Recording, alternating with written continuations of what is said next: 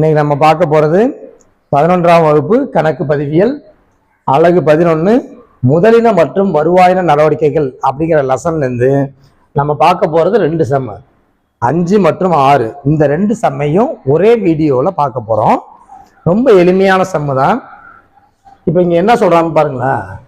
நிலம் வாங்குவதற்காக வழக்கறிஞருக்கு கொடுத்த சட்ட செலவு.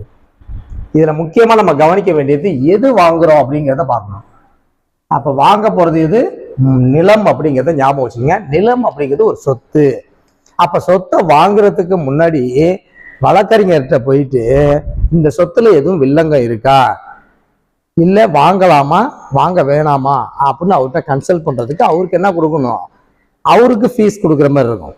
அந்த ஃபீஸும் எதுல தான் சேரும் அப்படின்னு சொன்னா நிலம் வாங்குவதற்கான செலவுகள்ல தான் சேரும். ஓகேங்களா? அப்ப இது என்ன செலவுகள் வருது அப்படின்னு சொன்னா இது ஒரு முதலின செலவு. ஏன்னாக்கா இதை ஒரு